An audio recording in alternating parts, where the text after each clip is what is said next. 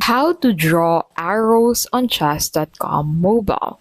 Want to highlight moves or strategies while playing on chess.com mobile? Here's how to draw arrows on the board. So start by opening chess.com on your phone and then enter a new game or analysis board. Now from here, tap and hold on the square where you want the arrow to start. So keep your finger pressed down.